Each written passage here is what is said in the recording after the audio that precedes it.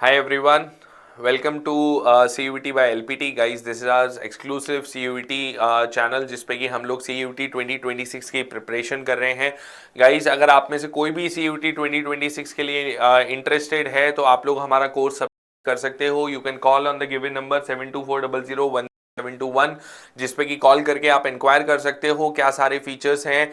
Okay, it is a complete all round 360 degree preparation which we are giving for everyone. Okay, जिसमें कि GAT, English as well as economics आपको मिलता है। तो if you are interested please do call us on the number. And as far as the live classes go, okay, हम लोग यहाँ पे एक कंसेप्ट कवर कर रहे हैं बेसिकली प्रीवियस ईयर क्वेश्चंस और प्रैक्टिस क्वेश्चंस के थ्रू। ओके, तो चलिए उसी सिलसिले को कंटिन्यू करते हैं। Let's move on to the second session of logical reasoning. Okay, अब देखो पिछले सेशन में भी हमने सीयूटी 2025 के कुछ क्वेश्चंस और उसी से रिलेटेड प्रैक्टिस के थ्रू काफी सारे कंसेप्ट कवर करे थे। आज वाला सेशन भी कुछ ऐसा ही रहने वाला है। ओके, तो चलिए बिगिन करते हैं without wasting any time. Okay, चलिए फर्स्ट क्वेश्चन देखिए हमारे पास में आ रहा है कहां से, कोडिंग डिकोडिंग से। क्या बोल रहा है आपको, in a certain code alphabet is written as TEBAHPLA। अब बेसिक आइडिया क्या है इन क्वेश्चंस के पीछे बहुत अच्छे से समझ लीजिए। आपको पैटर्न यहां पे नोटिस करना होगा, ठीक है। अल्फाबेट्स को मैं किस तरीके से शफल कर रहा हूं, किस तरीके से उनको चेंज कर रहा हूं। शफलिंग भी हो सकती है, चेंज भी किए जा सकते हैं। ये पैटर्न आपको जज करना होता है और सेम पैटर्न अप्लाई करके आप डिसाइफर का कोड बनाएंगे। ओके, चलिए देखते हैं हमने क्या करा है यहाँ पे। तो the word was ALPHABET, right, alphabet. अब इसको हमने देखो किस तरीके से लिखा है, हमने लिखा TEBAHPLA। अगर आप ध्यान से इन दोनों को कंपेयर करोगे तो आपको रियलाइज होगा कि मैंने कुछ बहुत रॉकेट साइंस नहीं लगाया। मैंने बस इसी वर्ड को, जो मेरा ओरिजिनल वर्ड था, इसी को रिवर्स ऑर्डर में लिख दिया है, यानी कि अल्फाबेट्स को रिवर्स ऑर्डर में लिख दिया है। देखो यहां पे अगर आप राइट साइड से स्टार्ट करते हो ALPHABET, ओके, अल्फाबेट पूरा वर्ड आपको लिखा हुआ दिख रहा है राइट टू लेफ्ट। ओके, तो पैटर्न हमें मिल गया क्वेश्चन के अंदर। हमें क्या करना है, जो हमारा वर्ड है जिसको हमें चेंज करना है उसको हम रिवर्स ऑर्डर में लिख देंगे, राइट। तो क्या क्या वर्ड है जिसे मुझे चेंज करना है, इट इज DECIPHER। बड़ा सिंपल सा क्वेश्चन था सीयूटी 2025 के अंदर। रिवर्स ऑर्डर में लिख देंगे तो इट विल बी REHPICED। एक बात और ध्यान रखिए गाइस, जब भी आप कोडिंग डिकोडिंग के क्वेश्चन सॉल्व कर रहे हो, ठीक है, ध्यान रखना आपको अल्टीमेटली 4 ऑप्शंस में से राइट ऑप्शन मार्क करना है। ओके, तो जरूरी नहीं है कि आप पूरा पूरा वर्ड एज इट इज लिख करके करो। यहां तो मैं समझाने के लिए कर रहा हूं। ऑप्शन अगर मुझे दे रखे हैं एग्जाम के अंदर तो I can be a little smart और मैं अपना ऑप्शन इसी को देख करके मार्क कर सकता हूं। अब देखो अल्टीमेटली मुझे जो वर्ड गिवन था वो कौन सा गिवन था, दैट वाज डिसाइफर, राइट। तो मुझे पता है कि आर से स्टार्ट होने वाला है, सारे ही ऑप्शन स्टार्ट हो रहे हैं। Next letter should be E, यहां पर भी कोई दिक्कत नहीं है, एच, ठीक है। तो देखो यहां पे अब ध्यान से देखो REH, ये सीक्वेंस आपको कहां पे देखने को मिल रहा है, ऑप्शन थर्ड में नहीं है। REI आ गया, REP आ गया, यहां भी REP आ गया। आंसर क्या होगा, ऑप्शन 4। माई पॉइंट बीइंग कि पूरा लेटर हमें बनाने की या पूरा वर्ड हमें लिखने की जरूरत नहीं थी। हम यहां से भी अपने 3-4-5 सेकंड आराम से बचा सकते थे if we are a little smart. ये छोटी छोटी चीजें इंपॉर्टेंट होंगी क्योंकि कुछ क्वेश्चंस थोड़े से लेंदी अगर आपको मिल जाते हैं पेपर के अंदर, तो उसके लिए जहां से भी टाइम बचाया जा सकता है we have to save time. Okay, जिससे कि हमें वो क्वेश्चन मिल सके कि अगर 2-3 क्वेश्चन मुझे ऐसे मिल रहे हैं जिसमें कि मुझे कुछ सॉल्व करना पड़ रहा है, चाहे वो मैथ्स के हो सकते हैं या रीजनिंग के भी हो सकते हैं। मान लीजिए एक छोटा सा पजल आ गया या अरेंजमेंट का क्वेश्चन आ गया, ओके, तो उसमें पूरा डायग्राम बन करके सॉल्व होता है। तो ऐसा सिचुएशन के लिए, ऐसी सिनेरियोज के लिए हमें थोड़ा सा हमारा टाइम सेव करके रखना पड़ेगा, राइट। तो आसान क्वेश्चन था। चलिए अब इसी तरीके से एक और क्वेश्चन ट्राई करते हैं कोडिंग डिकोडिंग का। देखिए क्या बोल रहा है मुझे, in a certain code language mobile is coded as BOMELI। अब पिछले वाले लेटर के अंदर या पिछले वाले क्वेश्चन में हमने देखा कि हमने पूरी स्ट्रिंग को रिवर्स कर दिया था, पूरे वर्ड को ही रिवर्स कर दिया था। अब यहां पे देखो अगर आप कंपेयर करोगे तो आपको रियलाइज होगा कि हमने MOBILE, ये हमारा वर्ड है और इसको हमने कैसा लिखा है, BOMELI। ELI। ओके, तो एज इट इज तो रिवर्स होता हुआ नहीं दिख रहा मुझे, लेकिन अगर मैं ध्यान से देखूं तो मुझे ये जरूर रियलाइज होता है कि MOB और BOM, ये देखो मैंने रिवर्स कर रखा है यहां पे, इन दोनों को कंपेयर करो आपस में, ठीक है। फिर इसी तरीके से ILE को मैं कंपेयर कर सकता हूं ELI के साथ में, राइट, ये भी रिवर्स हो रहा है, ELI BOM। ओके, तो इस तरीके से पेयर में हमने क्या कर दिया है, रिवर्स कर दिया है। अब इस पैटर्न को, ये जो हमने कंक्लूड करा है, ये जो हमने लॉजिक आइडेंटिफाई करा है, इसको हम लेकर के देखते हैं किस पे, डायरेक्शन पे। ओके, सो DIRECTION। गाइज अब यहां पे ध्यान से देखो, मेरे पास में टोटल कितने लेटर्स है, 1 2 3 4 5 6 7 8 9। ओके, अब यहां पे कई लोग बोलेंगे कि सर आपने इस तरीके से ना 3-3 के पेयर्स में करा, ठीक है, तो आपको कैसे पता कि ये पेयर के अंदर करना है, कि भाई 3-3 का मुझे बनाना है, या फिर मैं ऐसा क्यों नहीं कर सकता कि क्रिस क्रॉस जैसा कुछ यूज कर लूं। अब यहां पे ये चीज देखनी पड़ेगी हमें कि कौन सा पैटर्न फिट हो रहा है। तो अगर मैं अपने ऊपर वाले लॉजिक के हिसाब से चलूं तो मुझे यहां पर 3 डिस्टिंक्ट यहां पर आप बोल सकते हैं पार्ट्स मिल रहे हैं इस वर्ड के। ओके, और अगर इनको इंडिविजुअली मैं रिवर्स कर देता हूं तो देखिए मेरा आंसर क्या आना चाहिए, RIT आना चाहिए, फिर ECT को रिवर्स करेंगे तो TCE आना चाहिए, फिर ION को रिवर्स करेंगे तो NOI आना चाहिए। चेक करते हैं ऑप्शन के अंदर यही पैटर्न हमें देखने को मिल रहा है क्या, RID TCE NOI। Okay, RID TCE NOI, ये देखिए यहां पे ऑप्शन 3 एग्जैक्ट मैच कर रहा है, तो यानी कि मेरा आंसर क्या होगा, ऑप्शन सी होने वाला है, यानी कि थर्ड ऑप्शन होने वाला है, RID TCE NOI।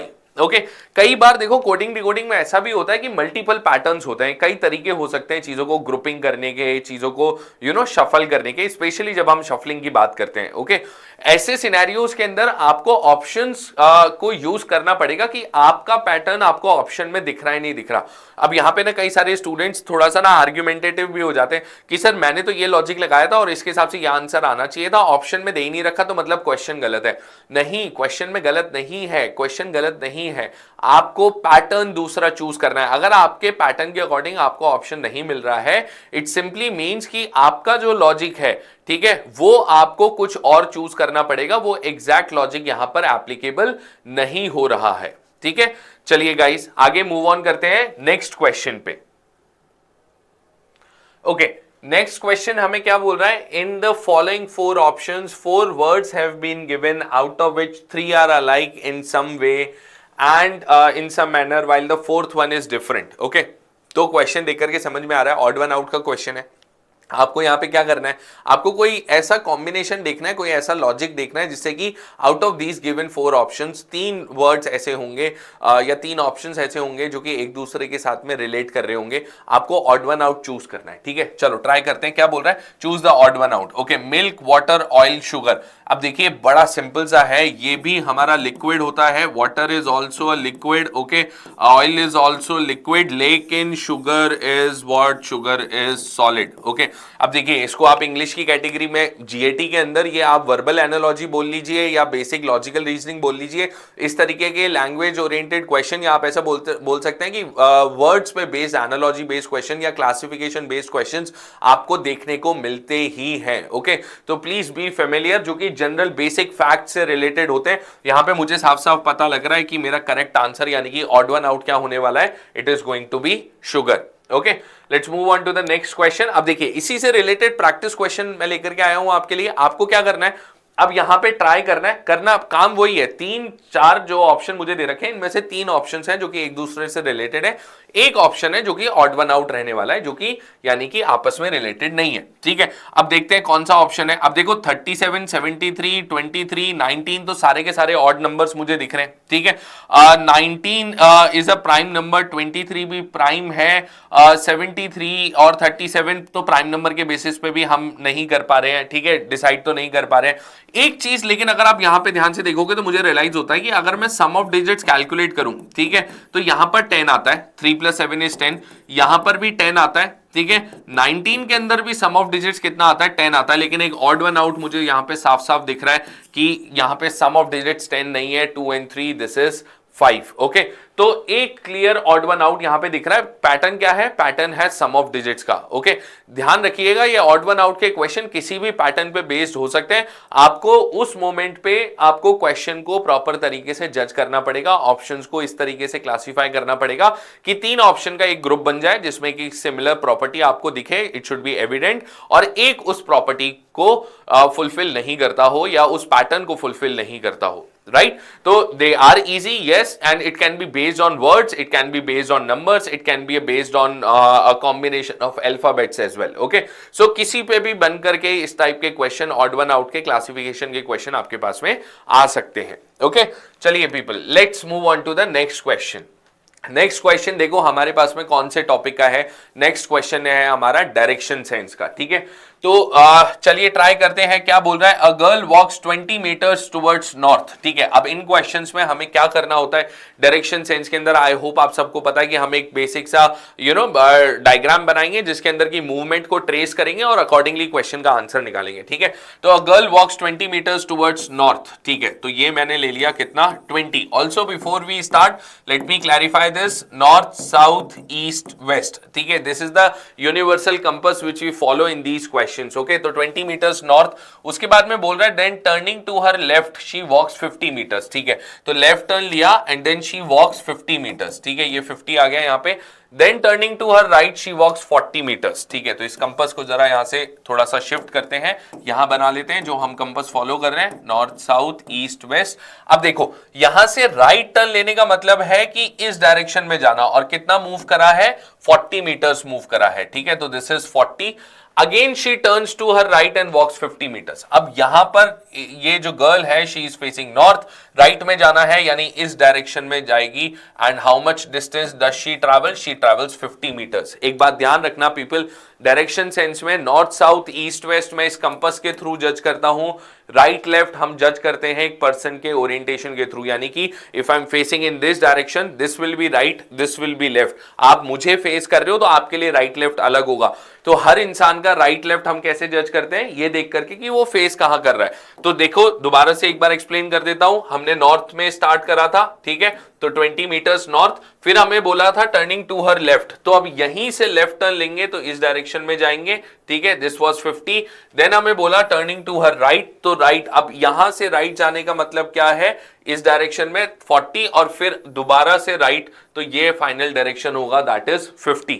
ओके, अगर आप कंपास के थ्रू भी देखोगे तो भी सेम ही आएगा। आप नॉर्थ गए, नॉर्थ के राइट में क्या नॉर्थ के लेफ्ट में क्या आता है? वेस्ट आता है। वेस्ट के राइट में क्या आता है? नॉर्थ। और नॉर्थ के राइट में फिर क्या आ जाता है? ईस्ट। तो सेम चीज यहां पे आपको फॉलो होती हुई दिखेगी, राइट? सिंपल।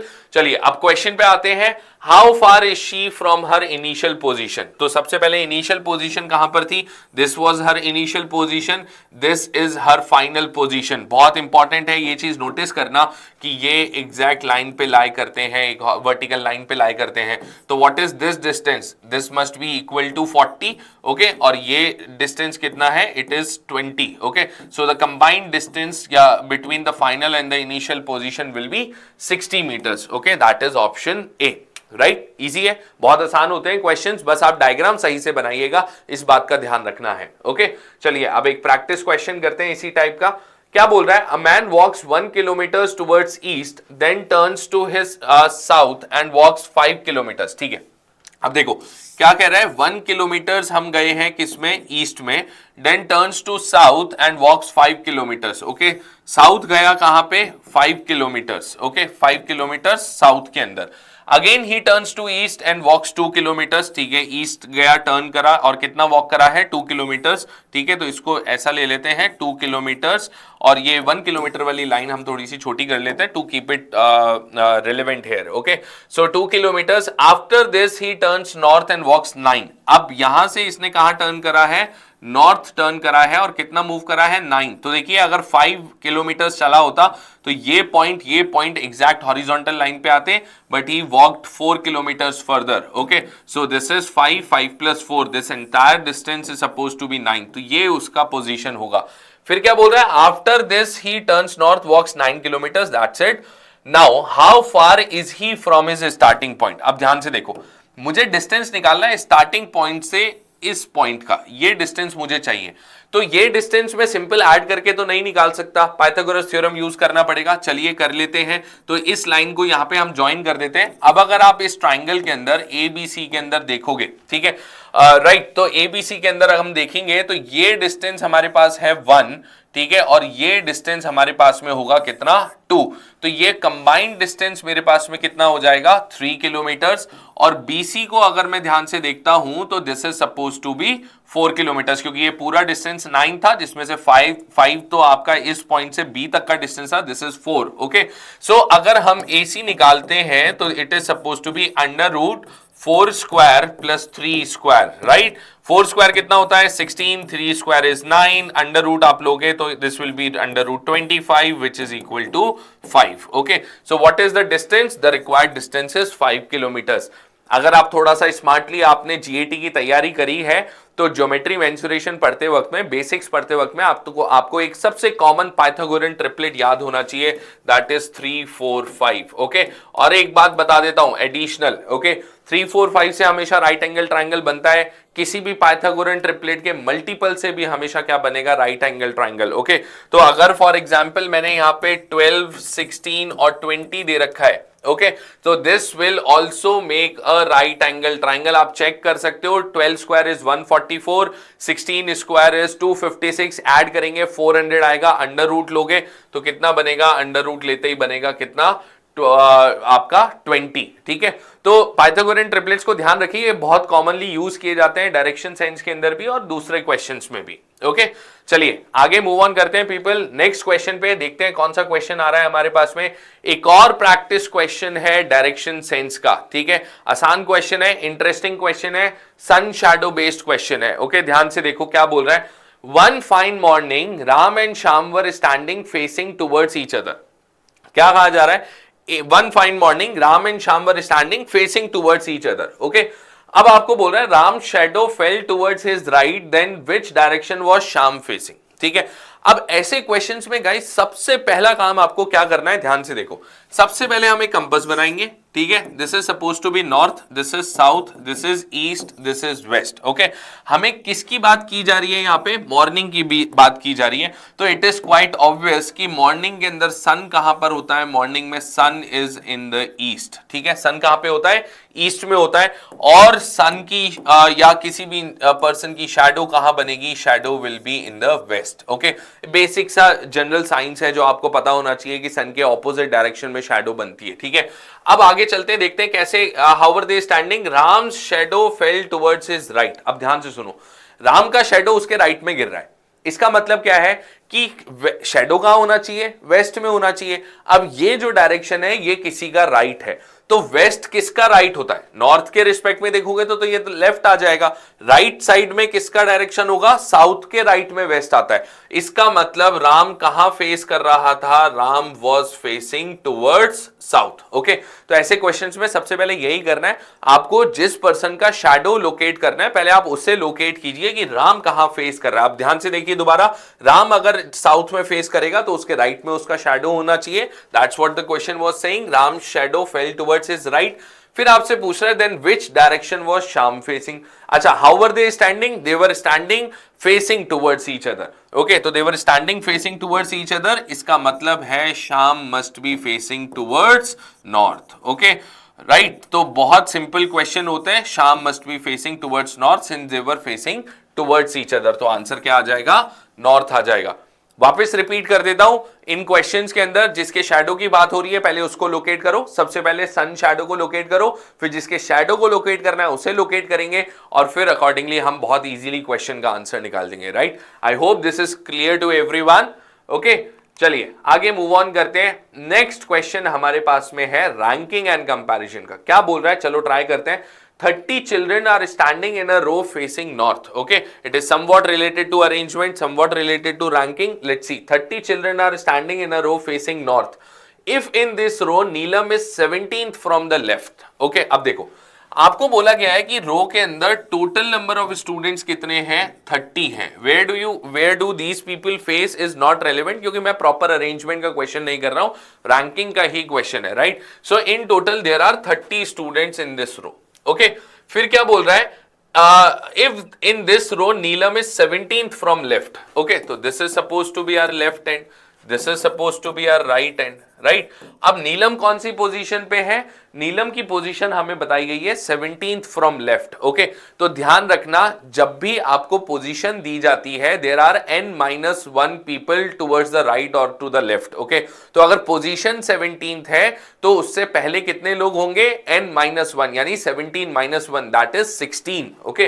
तो अगर मैं लेफ्ट से काउंट करता हूं तो देयर विल बी 16 गाइज और 16 people here and then 17th position पे होगी नीलम, okay, this is what the question is saying, right? This is the 17th position, नीलम का जो पोजीशन डिफाइन करा है और नीलम से पहले कितने लोग होंगे, 16 लोग होंगे, okay? Then what is the position of Neelam from the right? अब क्या बोल रहा है, राइट साइड से कौन सी पोजीशन है, तो सोच करके देखो, अगर हम ये आइडेंटिफाई कर ले कि नीलम के बाद में कितने लोग होंगे तो हमें निकल जाएगा। अब इसके लिए कोई फॉर्मूला बनाने की जरूरत नहीं है, ठीक है, फॉर्मूला बनाया जा सकता है this minus this plus this, कोई जरूरत नहीं है फॉर्मूले की, keep it simple, basic logic लगाओ। नीलम से पहले 16 लोग हैं, नीलम इज 17th, तो 30 माइनस 17, ठीक है, हमारे पास में कितना आ गया, 13, that means there must be 13 people after Neelam, तभी तो टोटल 30 होगा। और अगर 13 लोग नीलम के बाद में है तो राइट साइड से काउंट करूंगा तो नीलम की पोजीशन कितनी होगी, नीलम की पोजीशन होगी 14th, okay. So what should be Neelam's position from the right hand, Neelam's position from the right hand should be 14th, right. I hope सबको बड़ा आराम से क्लियर हो रहा है, इनके फॉर्मूले रटने मत जाना, ध्यान से सुन लो, बेसिक लॉजिक लगाओगे हमेशा क्वेश्चन का आंसर आ जाएगा, आपको कोई रट्टा मारने की जरूरत नहीं है, ओके। चलिए एक और नेक्स्ट क्वेश्चन हमारे पास में आ रहा है, CUET 2025 का ही क्वेश्चन है। क्या पूछ रहा है, what will come in place of the question mark in the following numerical series, okay. आपको एक सीरीज दे रखी है, क्या सीरीज है, 6, 9, 14, 21 और 30, 6, 9, 14, 21 और 30। आपसे पूछ रहा है कि 30 के बाद में क्वेश्चन मार्क अगर हम लगा दें तो कौन सी टर्म आनी चाहिए, ठीक है। चलिए कुछ पैटर्न आइडेंटिफाई करने की कोशिश करते हैं। यहां पे ध्यान से देखो पीपल, कितना डिफरेंस है, 3 का डिफरेंस है, यहां पर कितना डिफरेंस है, दिस इज 5, ये कितना डिफरेंस आ गया मेरे पास में, दिस इज 7, यहां पर कितना डिफरेंस आ गया गाइस, दिस इज 9। अब देखो ध्यान से, अगर आपको सीरीज के अंदर डायरेक्ट पैटर्न नहीं मिल रहा है तो एक बार डिफरेंस लेकर के जरूर ट्राई करना, कई बार डिफरेंस बेस्ड सीरीज हमारे पास में होती हैं, ओके। अब यहां पे इन डिफरेंसेस को अगर आप ध्यान से देखोगे तो 3, 5, 7, 9, अगर इनका डिफरेंस में लूं तो हर बार 2 का डिफरेंस है, ठीक है, हर बार कितना डिफरेंस है, 2 का डिफरेंस है, राइट, 2 का डिफरेंस है।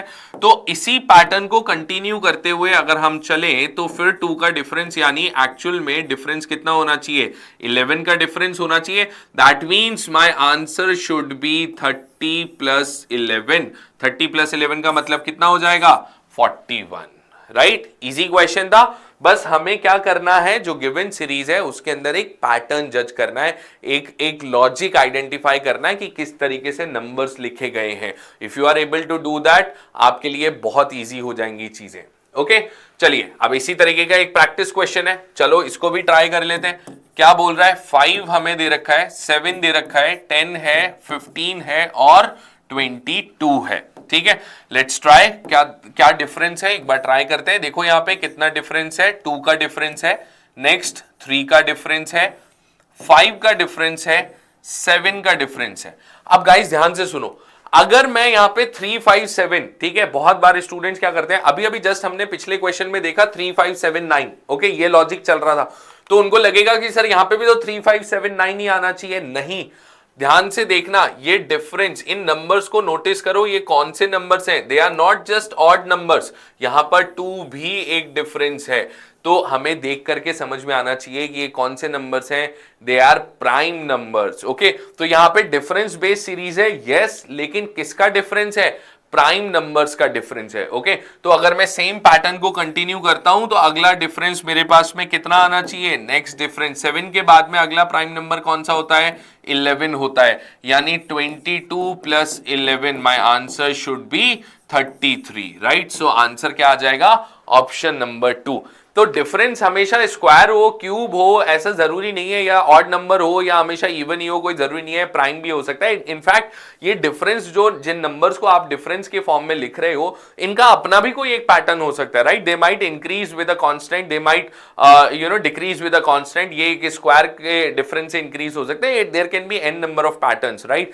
तो लॉजिक पे फोकस करना, ध्यान रखना, this is the most important part, okay. इन क्वेश्चंस के अंदर अगर लॉजिक सही से आइडेंटिफाई नहीं करा तो फिर गलतियां होती हैं, क्योंकि क्वेश्चन तो बहुत सिंपल है और फिर बाद में हम रिग्रेट करते हैं कि यार वो सिली सी मिस्टेक हो गई मेरी, ठीक है। वो नहीं होना चाहिए। Logical reasoning part is scoring in your exam, उसको स्कोरिंग ही रहने देना, ओके। चलिए अब मुझे क्या बोल रहा है, find the missing number from the given alternatives. देखो ये भी मेरे पास में सीयूईटी 2025 का ही क्वेश्चन है, ठीक है। मिसिंग नंबर निकालना है और आपको एक सीक्वेंस, एक टेबुलर रिप्रेजेंटेशन दे रखा है, ग्रिड के अंदर नंबर्स दे रखे हैं, राइट।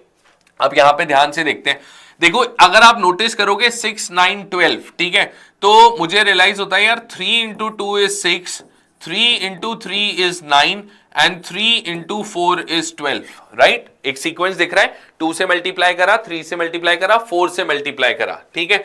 10 की अगर मैं बात करूं तो 10 के लिए देखो इसको मैं डिकोड कर रहा हूं, okay. 5 into 2 is what, this is 10, 5 into 3 मेरे पास में आ जाता है 15 और 5 इंटू 4 हमारे पास में आ जाता है कितना, 20।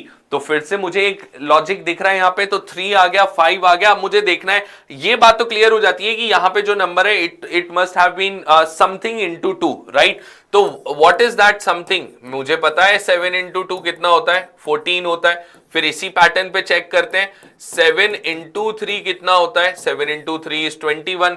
तो आप सेम लॉजिक लगाओ, आपने 2 से मल्टीप्लाई कर लिया, 3 से मल्टीप्लाई कर लिया, अब आप क्या करोगे, 7 को 4 से मल्टीप्लाई करोगे, right. 7 will be multiplied by 4, तो 7 इंटू 4 गाइस कितना हो जाएगा, इट विल बी 28, राइट। तो 28, तो करेक्ट आंसर क्या होना चाहिए हमारा आंसर होना चाहिए option A, that is 28, first option.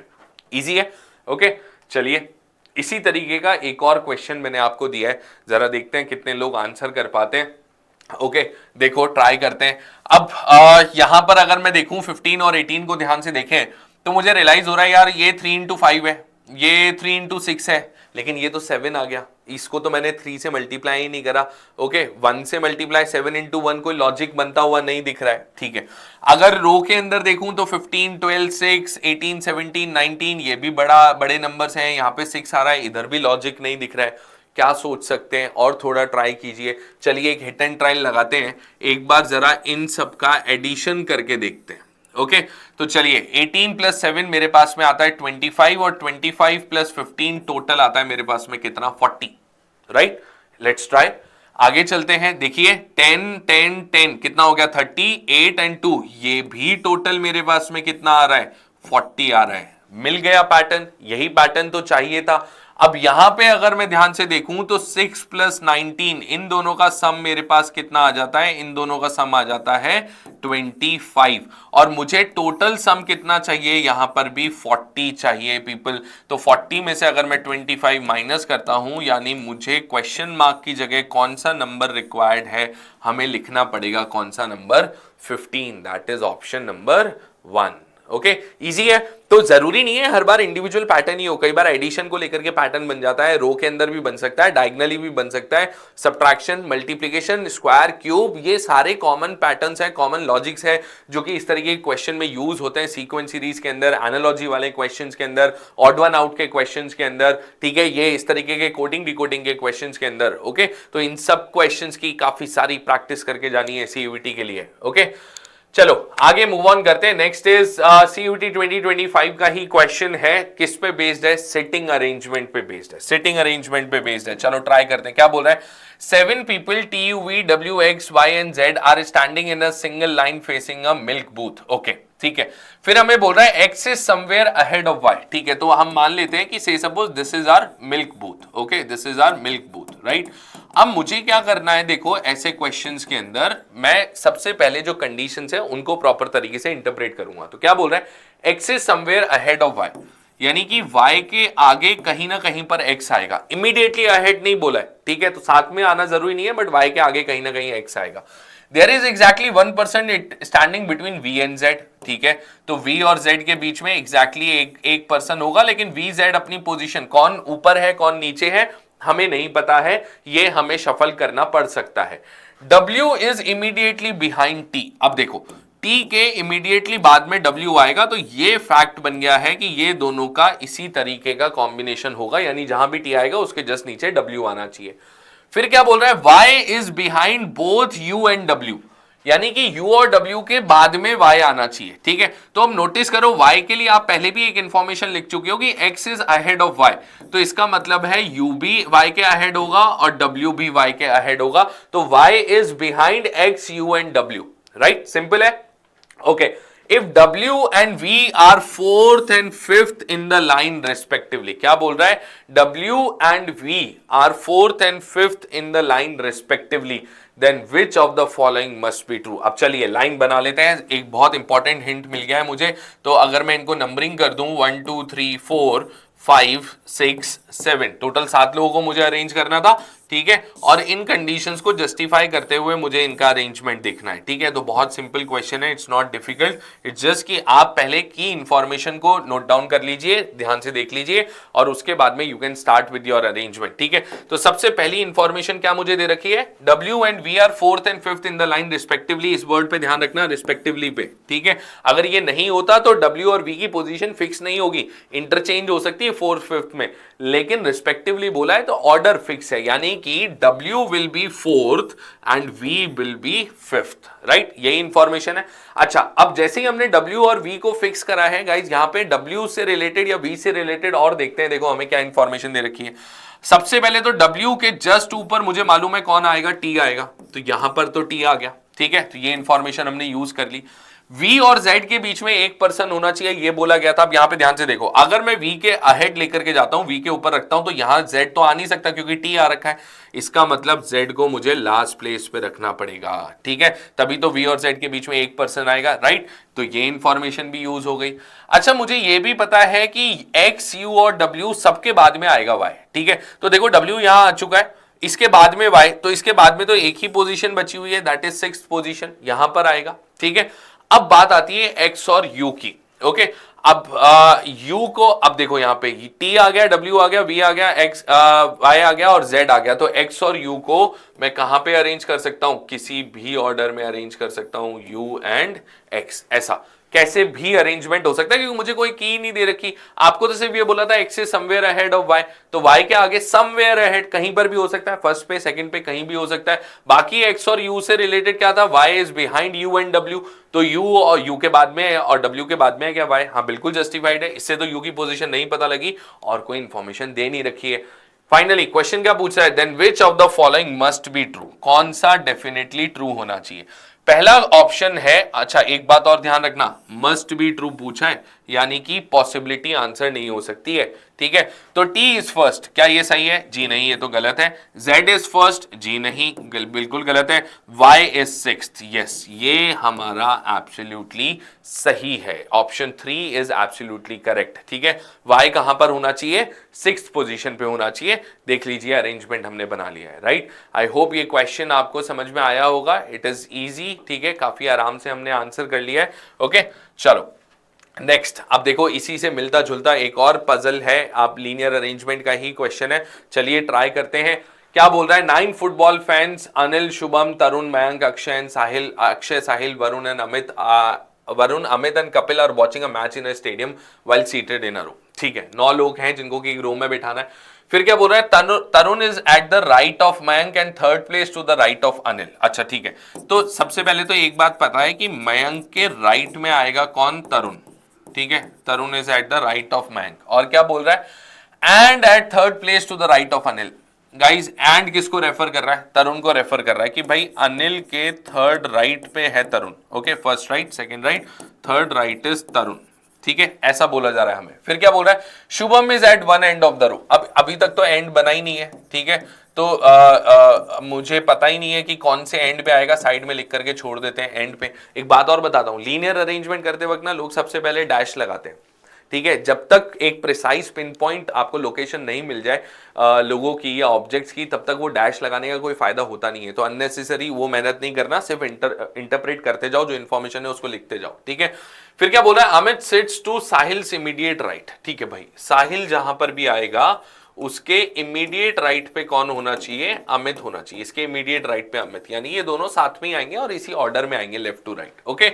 फिर क्या बोल रहा है मुझे, Tarun sits at the third place to the left of Akshay. अब देखो, तरुण अक्षय के थर्ड लेफ्ट पे है, इधर अनिल के थर्ड राइट पे मैं बना चुका हूं, अक्षय के थर्ड लेफ्ट पे है, ओके। तो Akshay must be at this place, ठीक है, अक्षय रख दिया हमने, ओके। फिर क्या बोल रहा है, Mayank and Kapil are sitting at alternate positions. ठीक है, तो एक इंफॉर्मेशन है कि मयंक और कपिल कहां पर आएंगे, ऑल्टरनेट आएंगे, यानी कि इनके बीच में एक पर्सन होना चाहिए, ठीक है, ये हमें बोला गया है। और फिर आपको बोल रहा है neither Akshay nor Anil seats at the extreme ends of the road. ठीक है भाई, अनिल और अक्षय में से कोई भी एक्सट्रीम एंड पे नहीं है, तो अनिल से पहले भी एक पर्सन होगा, अक्षय के बाद में भी एक पर्सन होगा। अब देखो, सबसे की इंफॉर्मेशन क्या है, साहिल अमित दो कॉम्बिनेशन दिख रहे हैं, शुभम एंड दो पॉसिबिलिटी दिख रही है, लेकिन मुझे पता है कि मयंक के राइट में तरुण आना चाहिए, तो मयंक आएगा तो इन तीनों में से कहीं पर, ठीक है। और मयंक और कपिल क्या होने चाहिए, ऑल्टरनेट पोजीशन पे होने चाहिए। अब एक कैच है यहां पे, अगर मैंने मयंक और कपिल को इन दोनों प्लेस पे अरेंज कर दिया, तो साहिल अमित के लिए मुझे दो कॉन्जिक्यूटिव प्लेसेस मिलेंगी ही नहीं, यानी कि मयंक को मैं यहां पर भी अरेंज नहीं कर सकता हूं। ये जो तीन पोजीशन आपने लिखी थी, यहां पर मयंक नहीं आ सकता है, क्यों, क्योंकि अगर मयंक यहां पर आएगा तो फिर कपिल को यहीं रखना पड़ेगा, लेफ्ट साइड पे तो अनिल बैठा हुआ है, ये तो पॉसिबल हो ही नहीं सकता, है ना। तो मयंक को हम यहां भी नहीं रख सकते, यानी मयंक इन दोनों में से कहीं पर भी आ सकता है और दूसरी प्लेस पे कपिल आ जाएगा। तो आप ऑप्शन बना करके लिख दीजिए, मयंक अगर इधर है तो कपिल अनिल के राइट पे होगा, इमीडिएट राइट पे, या फिर अगर यहां पर कपिल आएगा, ठीक है, तो फिर मयंक अनिल के इमीडिएट राइट पे होगा, राइट। ये हमने बना करके लिख दिया है, ठीक है। मयंक कपिल की पोजीशन अरेंज हो गई। अब जैसे ही आपने मयंक और कपिल की पोजीशन अरेंज करी, आपको इमीडिएटली पता लगा, देखो साहिल और अमित, ठीक है, साहिल और अमित को कॉन्जिक्यूटिव प्लेस पे अरेंज करना है, तो साहिल और अमित इसी तरीके से यहां पर आएंगे। शुभम एक एंड पे होना चाहिए, तो ये शुभम आ गया लास्ट के अंदर, क्योंकि लेफ्ट हैंड तो ऑलरेडी ऑक्यूपाइड है, और एक पर्सन बचा हुआ है, दैट इज वरुण, वो यहां पे आ जाएगा, ठीक है। अब देखिए, मैंने क्योंकि क्वेश्चन मुझे पूरा सॉल्व करना था, मैं आपको समझाने की कोशिश कर रहा हूं कि अरेंजमेंट कैसे कर रहे हैं, ठीक है, कंसेप्ट भी हम सीख रहे हैं इन्हीं क्वेश्चन से, तो इसलिए मैंने पूरा सॉल्व करा। बट प्रैक्टिकली स्पीकिंग आपसे क्वेश्चन क्या पूछा था, Who is at the center of the row? तो एग्जाम में आ गया तो बाकी सबको अरेंज करने की जरूरत भी नहीं है, आप वैसे ही काउंट कर सकते थे पहले ही। देखो यहां पर हम ऑलरेडी निकाल चुके थे, 1 2 3 4, okay, this is 5, this is 6 7 8 और 9, 9 ही लोगों की तो रो है, तो फिफ्थ प्लेस पे कौन होगा, फिफ्थ प्लेस पे होगा तरुण। So just for the sake of answering the question, I could have done it quite a little earlier, but क्योंकि हम पूरा समझने की कोशिश कर रहे हैं, this is how linear arrangement is to be done. Okay guys, अब आई होप आपको ये वीडियोस में मजा आया होगा, आपने काफी इंजॉय भी करा होगा, काफी कुछ सीखा भी होगा, ठीक है। तो आप लोग के लिए एक लास्ट में एक सिंपल सा message, this is our Telegram link, ठीक है, टेलीग्राम चैनल है, एक्सक्लूसिव सीयूईटी के लिए है। सीयूईटी का जितना भी मटेरियल आपको चाहिए, जो यूट्यूब सेशंस हम ले रहे हैं उसकी पीपीटीज हो गई, जीके से रिलेटेड हो गया, logical reasoning, GAT in general हो गया, ठीक है, इंग्लिश से रिलेटेड सारी चीजों की पीडीएफ्स आपको इस टेलीग्राम चैनल पे मिल जाएंगी। तो इसको स्कैन कर लीजिए, इस चैनल को ज्वाइन कर लीजिए, you will get all the information there. Okay, so that's it for today. From my side, people, thanks a lot. Take care. अच्छे से पढ़ाई कीजिए and good luck.